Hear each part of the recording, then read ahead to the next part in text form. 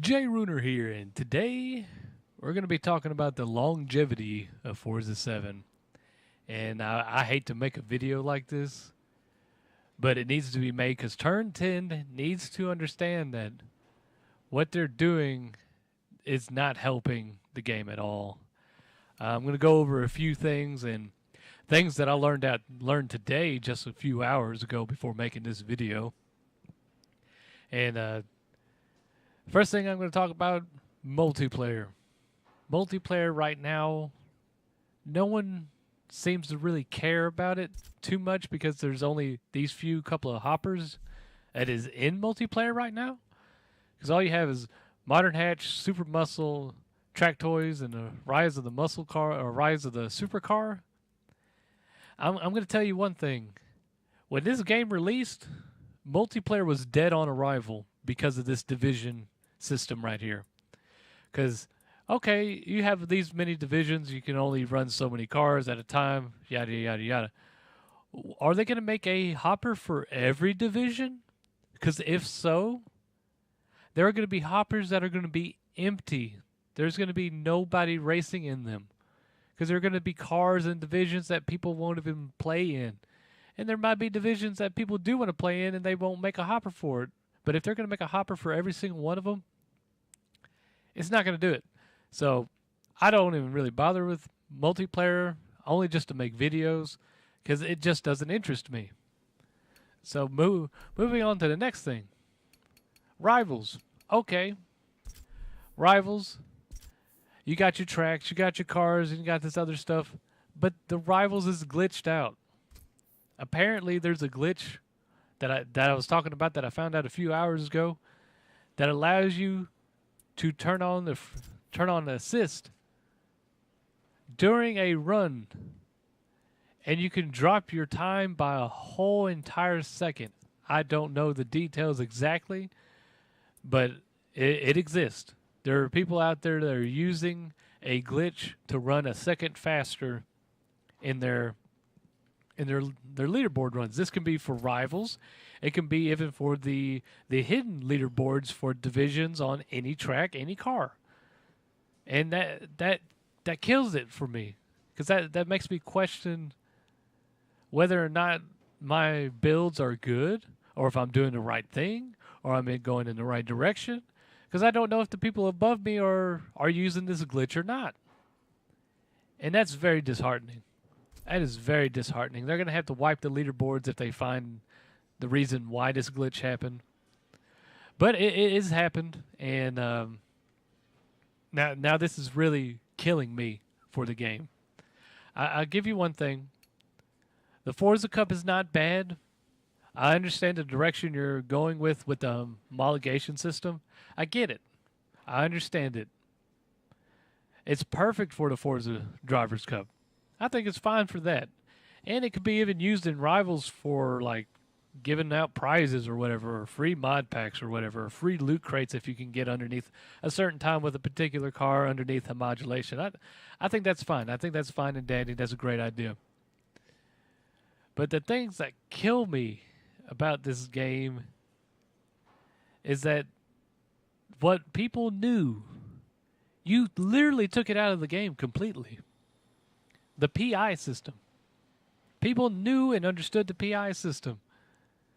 It's like going to McDonald's and buying a McFish and putting Big Mac sauce on it.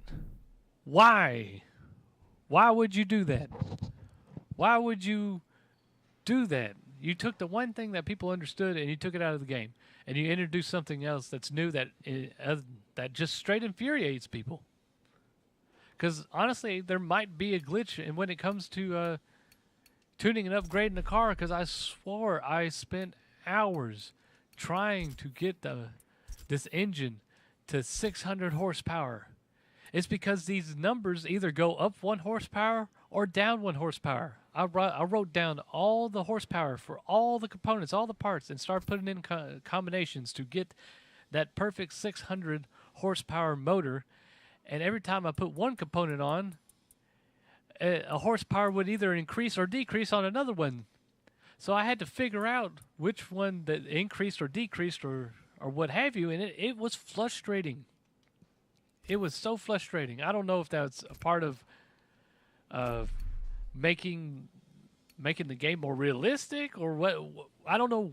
I have no idea. But that has infuriated me more times than not. I'm a tuner. I love tuning, but with the finding out of the information of the leaderboards, and that the fact that multiplayer is crap, it really doesn't leave much for me.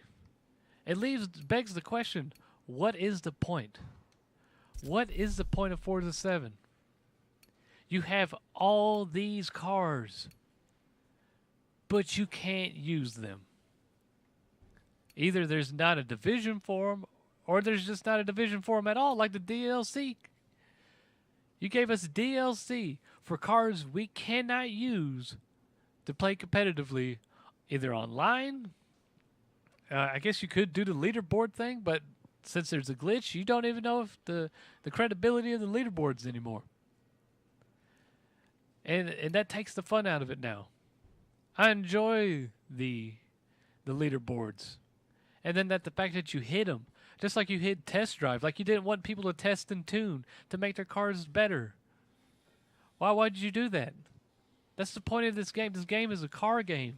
It is for car guys and gals. And you literally crushed those who've been playing your game since the beginning. I understand you want to try something new. I get it. I understand. It's like, well, Forza 7's coming out. We haven't changed nothing, so let's try something new. That's fine. You could have kept the PI system too and did the homologation system. You could have incorporated the homologation system into an online rival thing or into leagues or something where people were restricted. You could have actually switched up the PI system on people.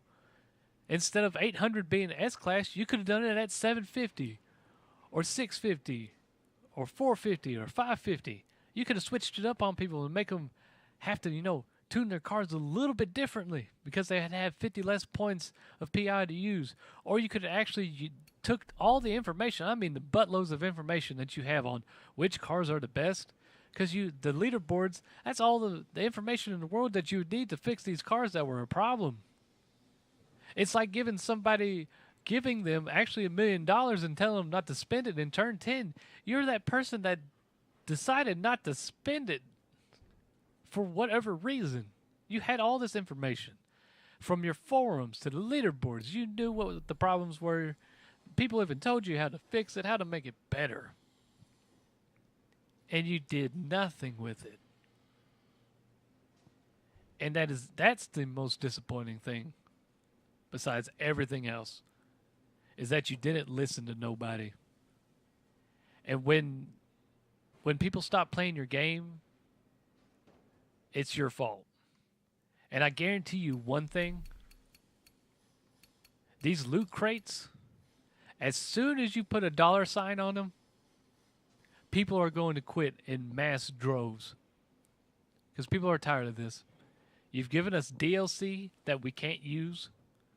You gave people, like including me, because I had day one access, the ability to play the game before everybody else, and you gave me an unfinished game. Coming soon? Coming soon. And coming soon. Why? Why is that a thing, Turn 10? Why is that a thing that you are going to subject people to? So I bought this game thinking I was going to get the full package day one before everybody else. Nope. But I guess if you're waiting for the Xbox One X to drop so you can add the rest of the content to this game, it's going to be too late. And nobody is going to care. This has been Jay Runer. Like, subscribe, and thanks for watching.